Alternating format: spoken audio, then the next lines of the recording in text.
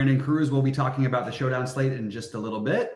I'm going to touch quickly on what I'm doing baseball-wise and share my screen and just sort of give you guys an idea of where I'm at exposure-wise. And I did a script for the mini max today, and I'll go through a little bit of that, just the way that builds. And also I want to talk a little bit about just what I'm doing in my, smaller field, single entry-ish buy-ins and whatnot. So real quickly, we can see at pitcher, this is the exposure that I have in SaberSim, and Paddock, Kirby are my two highest owned pitchers in general. And for my hand builds, I did put in a little more Kyle Bradish. I wanted to be below the field on sale. I actually have some Boston bats that I like a little bit. I didn't get to that much Arrighetti in my hand builds, but I do have a good share of them in the mini max. I don't mind that play against. I mean, none of the pitching makes you feel really warm and cozy on this slate. I added some Rodon by hand a little bit in the mini mac. I'm sorry, in the hand builds. I added some Jordan Hicks. I have a little more Jordan Hicks in this hand build. But other than Paddock, Kirby, I'm fairly spread out. And like I said, Bradish is in a good amount of my hand builds. But it's I think it's a good slate to spread out a little bit at pitching if you're multi-entering, because I don't feel exceptionally great about any of this stuff. Pitching wise, I do feel good about Kirby and Paddock. Sale, even, who everyone loves, I still think that there's a little, the former team thing, great hitting weather. I could definitely, see myself like, I don't know. I did not. He's not in my big buy-ins. He probably will end up in my single entry and 3 max stuff. Probably not the rest of it. You can see I'm playing a lot of the catchers from. You can see the exposure there from the Baltimore game in terms of stacks. I'll just go to my team stacks real quick so you can see what I have on the mini max. Baltimore is my highest owned by a pretty good way. As you can see, I had added a few things and then wanted to see what SaberSim gave me in some of these cases. Baltimore, Cincinnati, Arizona. I'm trying to play Cincinnati and Arizona together mostly because that game has weather concerns. It's not like I want a game stack specifically, although it is a great park to do that. It's just more the weather concerns that I don't want to have any one-offs. I just want the stacks. And I'll go into my types of stacks in just a minute. Tampa Bay, I actually have a lot of Tampa Bay, 3-mans in my single entry stuff, or sorry, my hand build stuff. Yankees got to a bit of that. You could see I forced in a bit of Boston against Sale, mostly not 5-man, but still did want to get some exposure there. And then San Francisco, I'm using more for pieces than I am for full stacks, but I wanted a little exposure. I actually think they're going to be lower owned than most teams at Coors. In terms of 5-man stacks, you can see that I've got basically half my lineups, or not even, a little less than half, are 5-man stacks. I am trying to play around with this, especially in the multi-entry, the large field stuff. I think it makes a lot of sense to try to stack different ways, especially as we see that not only are they winning, they're being played by less than 5% of the people playing DFS, not non-5-man stacks, and people are still winning consistently with that. And I think that it's the correlation. I always said this means a lot more on FanDuel than it does on DraftKings. Obviously, there's correlation. It makes sense, but it's for 7-8 game slates a lot easier to go away from the 5-man stacks personally. In terms of the 4-man stacks, you can see that I've got just about as much as I do the 5-mans. I did a couple 3-3 stuff, so there's some of that, but this is sort of what I ended up getting. And you're going to see that reflection in the players' position to the position that we go through. The 3-mans, mostly complementary to the 5-mans here. But again, Cincinnati is obviously my highest owned 3-man. And I know why, because they have some cheap pieces in a really, really good hitting environment. So with that said, I'm just going to go real quick position by position. McCann and Rushman are clearly my highest owned catchers. I actually think Rushman is a great tournament play because he's going to be the lower owned piece, and they're probably, I don't know where you want to rank him because Baltimore has so many great hitters, but he's somewhere in the top 3. You could argue he's 1. It's a good spot to take the better hitter. Obviously, you have to pay a lot more for him than McCann in the same game, but he is going to be the contrarian way because it's much easier to get your builds in when you play McCann, and I am proof of that, as that's when I kept trying to build earlier. I'm literally trying to force the Rushman in. So you can see here on the mini max, I have 22% of them, and I've got him in a lot of my hand builds. I have McCann in a couple, but again, very high on Baltimore. Obviously, Mountcastle, Christian Walker in the games that I like the most, going in there, popping up the most for me. Yandy Diaz, my next highest owned, followed by Candelario. Second base, Mateo, significantly higher owned than everybody for me at in that position. I love Marte. Again, I try to play it in the stack. Same thing with India, just because I'm a little worried about the weather and you don't want to lose the one-offs, two-offs, the three-mans, whatever. And you'd rather just commit to the game and hope that it plays, which it should.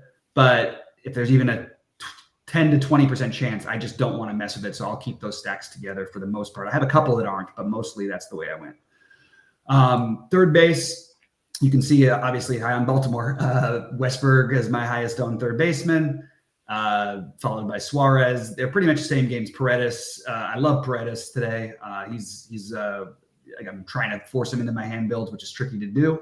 And then shortstop, obviously Gunnar Henderson is going to be my highest owned because he's playing for Baltimore. And by the way, just want to throw it out there. It wouldn't shock me if this kid is actually decent and gets through Baltimore, but that lineup is so mean. Give him 80-degree weather on the road. You get the extra bats.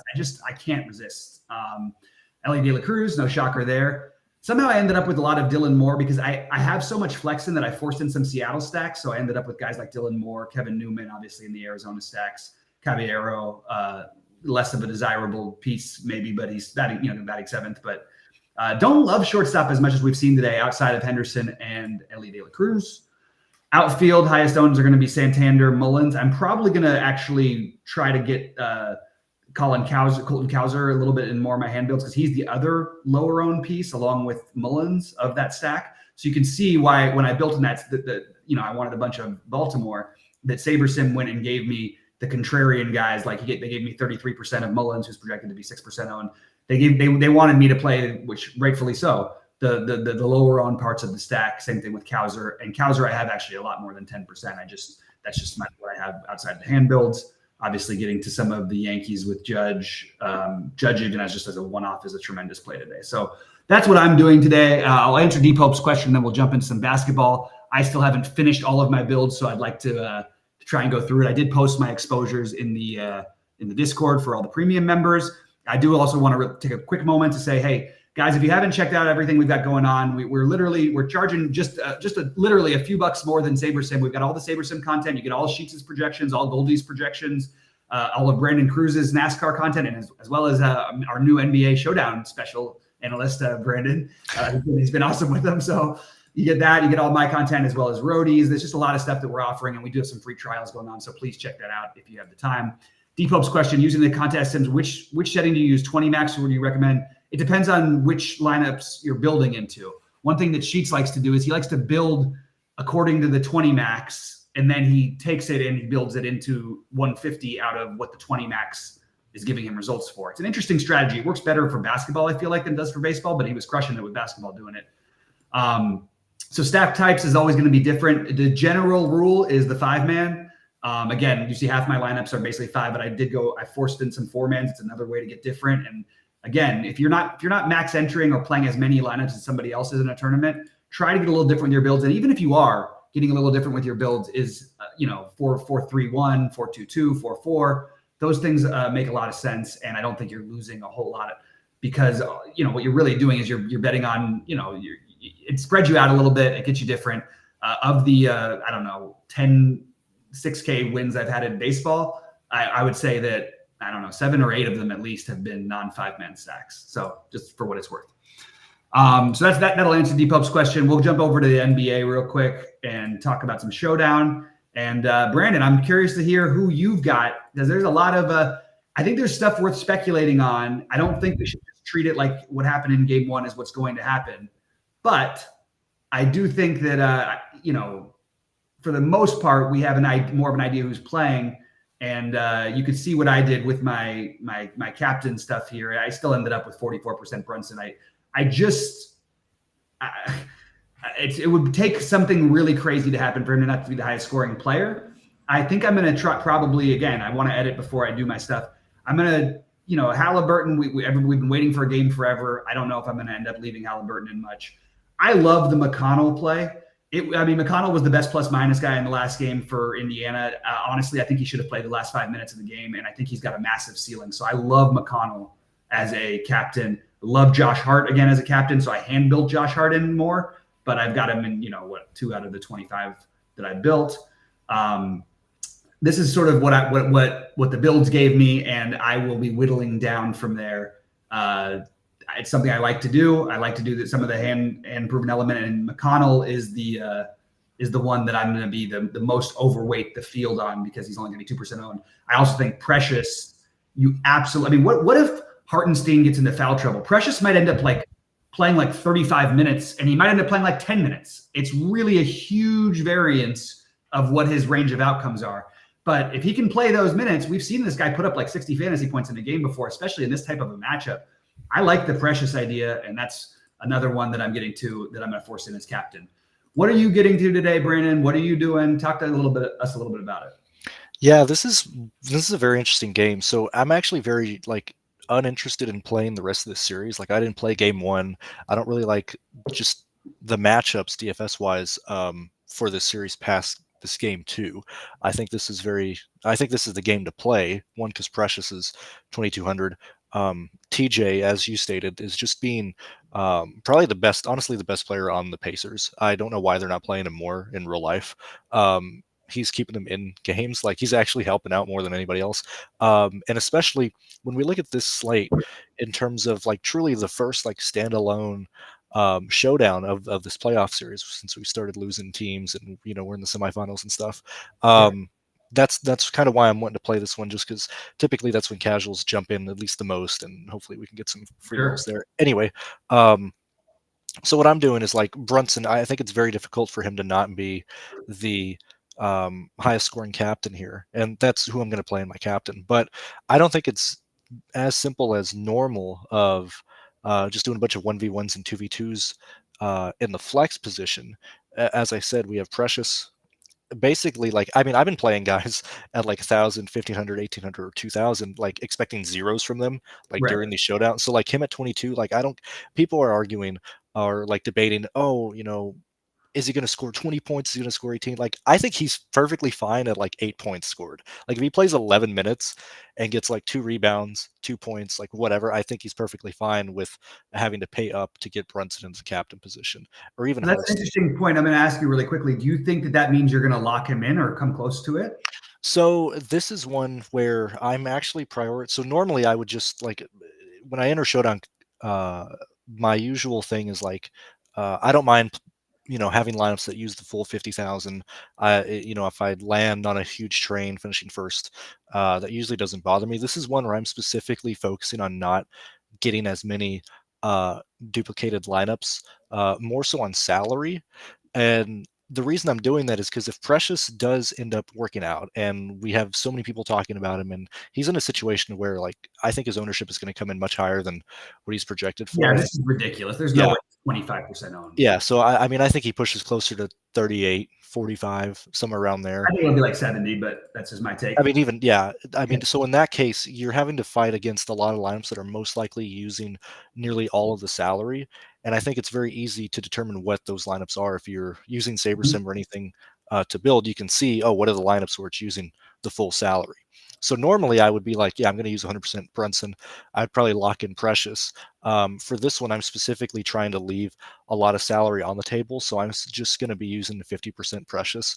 And I'm probably going to be right around 45% on TJ. Past that, I don't really have like anybody else that I'm truly like logging in or being aggressive on. Like Hartstein, like will probably be my highest owned guy in the flex, and even then he's at 60%. I'm mainly just trying to focus on just leaving as much salary on the table that'll still give me lineups. Like that is the only focus of this slate. Like it is not how I normally approach it. It's very much like I want low duplicated lines, and with the pricing that DraftKings has on these guys, like there's a real chance that the winning lineup, because like Halliburton has been playing terrible. I know you're probably higher on Josh Hart than I am, but if like Halliburton, just absolutely lays an egg and like scores 20 to 30 points, or whatever, and he's not anywhere close to paying off his 10K price tag, that's eliminating a lot of the lineups that are paying 100 or paying the full 50,000 salary. So for me, like I would want to be underweight on Halliburton, just because if he actually shows up, like that'll be the anomaly out of like the last 2 weeks because he's been playing terrible. And I think a lot of people are going to be paying up for Halliburton, Josh Hart, and so I guess my Can true I throw? I'll leverage. throw one thing. Can I throw one basketball Yeah, take yeah, out? I yeah, use yeah. Josh Hart. I said before this series started that if I'm playing every other 2 games, he's the guy I'm playing every lineup in. I don't care if they make him 8K or 9K in the 2-gamer or whatever. He's 96 in this. He is pricey to where it's like the point where, okay, I think he could literally not score a point in like a real basket and still put up like 45 fantasy points. It's just the matchup that's completely made for him. He's going to end up with like 14 or 15 rebounds. I'm just telling you, this is what Indiana's going to play fast. He's going to end up with 4 stocks, a couple steals, a couple blocks, probably. He's going to end up with 3 to 5 assists, and that already gets you at 40 plus. Now, if he scores on top of it, he's the only person I see as a realistic possibility that, well, it's a long shot. He's the only person I could see outscoring Jalen Brunson. Does that make any sense? I just want to throw it out. I think No. For Josh Hart. Not to mention, nobody's ever played this many minutes that he's playing. He has not sat down. He has not sat for 1 minute of any second half of any game. He's averaging 47 minutes a game in the postseason.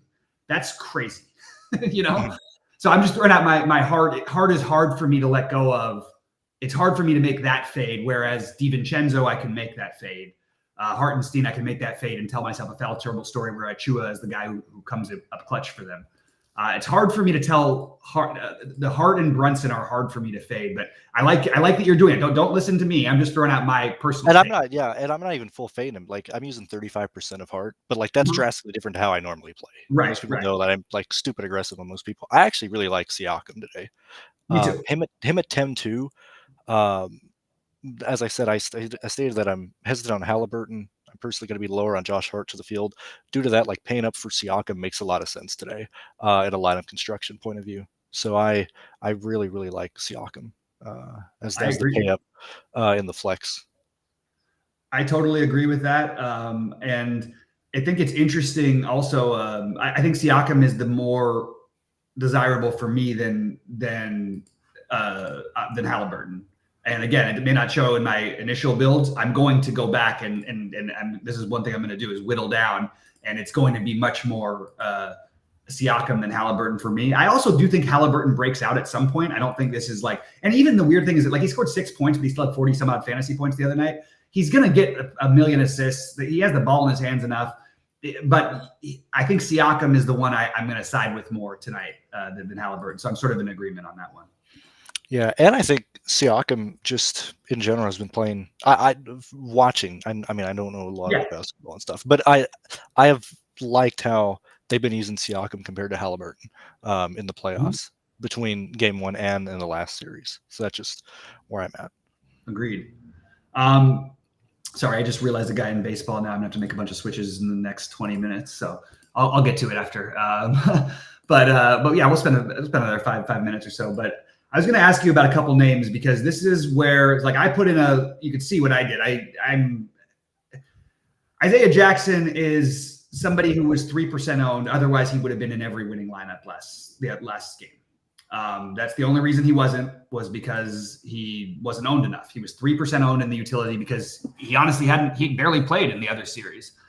I don't know why they wouldn't go back to something that works. He's also very active. The problem is he specifically matches up well with Mitchell Robinson, who's not playing, obviously, because he's out for, he's threatened a fracture. So I still want to be overweight that play, but I don't want to play like Isaiah Jackson necessarily over Precious, like in the utility. But playing Isaiah Jackson with Precious, with Brunson at captain, you're still going to get different because people are not going to play Isaiah Jackson. They're going to play Shepard. They're going to play Precious because of the projections. And I think getting a little bit exposure to Jackson, who we just saw put up, what did he put up the other night? 25 fantasy points or whatever. He's 2,600. Let's maybe gamble on this one and just think in case it happens again. The initial thought would have been, okay, let's fade the guy who's going to be the obvious chalk, but he won't be because we're getting the Precious value because of no Mitchell Robinson. So it's an interesting thing to try to play those guys together because I'm telling you, he's not going to be owned. And it's just something you in my opinion, you want to be overweight on those types of plays. And I also think you want to be overweight on Miles McBride. Don't let a 1-game sample size change everything, especially the fact that they're now missing Robinson too. The Knicks cannot and they will not be able to play 48 minutes a game every night Indiana will play too fast for them, and they're going to get worn down. McBride is going to play more. Also, you get the insurance if DiVincenzo or Hart, let's just say they get into foul trouble. McBride comes in, he can do things. Forget the fact that he had no fantasy points the other night. He can put up 35. We saw it in the series before, So those are the guys who I'm getting a little different with, along with, again, this is going to have to be hand builds, but I'm going to throw in 5% of Alec Burks and 5% of Jalen Smith. I'd rather gamble and play the roulette wheel with some of these weird speculative plays than just go with the builds that I like. The other option is what you're doing, which I think is really sharp, leaving as much odd amounts as on the table. And when I go through my hand builds and I see, okay, let's say I can play, I can play DiVincenzo, but instead I'm going to opt to play at a lower price and leave more money on the table. I'll play Anunoby. Just that's a small example. It's only a $600 difference, but I'll do that with guys up to 2K different. Josh Hart is a tough one for me to do it with. But okay, if you're gonna play McConnell over and leave the money instead of playing DiVincenzo or Hartenstein in some lineups, just do some weird stuff like that if you're multi-entering. And I think that to me, I think you give yourself a real chance that way, because if you happen to hit on that guy, and Sheets almost won all the money because nobody else had his lineup duped in the showdown the other night because he played Isaiah Jackson. Yeah, he had Isaiah Jackson, the unknown guy. So getting some exposure to these things is it makes some sense. And Alec Burks is likely to play 0 minutes. And I think that there is always that chance that you might get a little bit more run from somebody else on New York. I just don't buy that they're going to play a 6-man rotation for a whole series against the fastest paced team in the NBA, and actually in recent NBA history. So I don't think they can get away with it. And by the way, they should have lost game 1. The officials bailed them out. If they had lost game 1, I'd be even more convinced of my Knicks speculative off the bench guys. All right. So we sort of talked through everything, guys. Pop in any questions. We only got a couple more minutes before I got to go finish my baseball stuff. Brandon, any other thoughts we should go over? And so you said Brunson's mostly going to be in your captain, right? You don't have. Yeah, he's going to be the only captain I use. So my only thing with the Jackson play, and it's not even him. Typically, when I use 2K guys, it's usually when I'm paying up to try and get the most expensive fellas in the flex. Since I'm not doing that today, that's why I'm not getting to as much Jackson. I am, but it's Jackson or Precious. It's not them together. Yeah. And I think that's the way you should, if you're going to play Jackson or even Shepard, with how the pricing is in this on the slate. I don't think you need to play 2 of those guys together. I think you just need. I'm on the other side of it, where I think that that's what's going to be different about it, because I do think anybody who does play the play is most likely not playing Precious in that lineup. But I'm saying you play those 2 guys, you go through, let's say you have Brunson, Hart, and then Siakam. Mm-hmm. And then you play those 2 guys with McConnell, and you're leaving, I think, 2 or 3K on the table. Yeah. That makes some sense to me. I mean, Indiana is weird because they play so many guys that you kind of have a lot of guys you can speculate on their side no matter what. So I like the idea of personally doing it. I'm totally cool with you. You like it your way, and I like it my way, and we'll see who wins. No, I'm just kidding. But I just think getting exposure to this unowned piece that was the perfect piece to have for a game 1 showdown, and just didn't happen to be necessary because you couldn't get to. You know what I mean? And it would be nicer if there was let's say Indy was playing Denver, where you really want to play Jokic and Murray or something. It might make more sense to play the double 2K guys in those kind of a game, where Indiana doesn't have any natural spend up that you need to play. Whereas the only spend up I feel like you have to play is Jalen Brunson. And even that, I forced him out of 2 lineups just to try and be a little different, So we have a little bit of different approaches, but it seems like, overall, is there anybody else who you're extremely overweight on that you want to highlight, or is it mostly going from a game theory lineup build kind of a thing to get different? So I'm not going to, when I was running stuff earlier, I'm not going to do this because I've just seen that I want to do Brunson captain, but Siakam captain and TJ McConnell captains were the other 2 captains that I would straight up consider head up or head to head. TJ, you're going to need him to probably score at least 28 to 32 points to be considered there. But if he does that, you can very easily pay up for everybody else. Right. And then with the Siakam stuff, just because I think he's going to absolutely not even be owned at all. Those are the only 2 other captain plays that I would consider based on my stuff earlier. Interesting. And I did want to throw out one reason if you're going to make the argument to fade Brunson in any lineups. And here's the only positive argument that I could ever get my head around. And by the way, ignore this. Brunson's going to he'll be in the captain, and then he'll be like whatever he's not in the captain, he'll be the rest. And he's going to be like 95% owned. So don't trust all those things. But like, so the most interesting one to me was the Denver.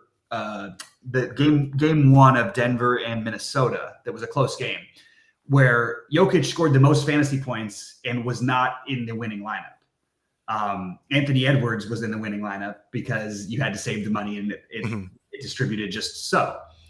So just wanted to throw that. That's the reason for sometimes fading the guy who will score near the most. Now, you don't in general want to try to go out of your way to do it, but sometimes with certain types of builds, there's only one way to get there, and it is not playing that guy. I still think, again, Brunson will be at 90+% of my lineups tonight.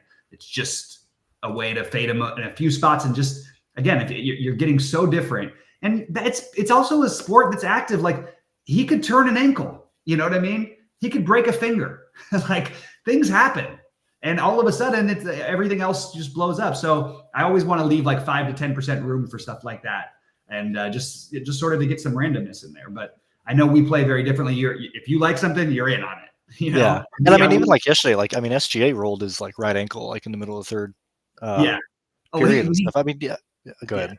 I meant like more like if he like really hurt it. I mean, like a true injury. Yeah, I love rooting for injuries. I don't want to root for him. But I mean, we already lost Mitchell Robbins, got a foot fracture. It happens more with big guys, obviously. But if you get on the right side, I mean. To be honest, I won a 6-figure thing one time playing actually over Isaiah Jackson. I played their backup. It was what's his name, Terry Taylor, and I played the backup, and it looked like a genius move to everybody because he scored 55 fantasy points at minimum cost and was less than 1% owned.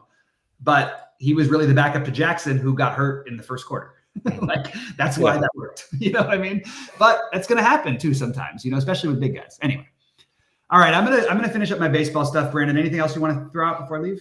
No, I don't got anything else. I just think I will say that I don't think this series for Showdown is going to be much fun after this, because I think pricing on DraftKings is going to adjust very heavily towards it. And I think it's going to be much harder to play Brunson captain going forward. I think it will be harder to play Brunson captain. I still think it's going to be a fun series for this because Indiana placed 11 guys. So there's always going to be a chance for somebody to have the game that you don't expect to have the game. That's my personal wild card take. Anyway, always great to do this with you, Brandon. I look forward to doing many more when we get to the conference finals, because we won't be having 2 games a day ever. So we'll just be focusing on Showdown, and I'm looking forward to doing more shows with you. It's always great. We'll find a time that works out best for you guys. If anybody wants a member of our site, feel free to throw it out into the NBA Discord. What times you guys like? Because we notice we do them at different times, and it seems to draw a lot of attention. So I think doing separate NBA shows than NFL. I'm sorry, than MLB, especially if I can get Brandon to do it with me. I'm certainly all about that. So good luck to everyone tonight. I hope you guys crush it, and looking for some screenshots in the Discord. We'll see some wins.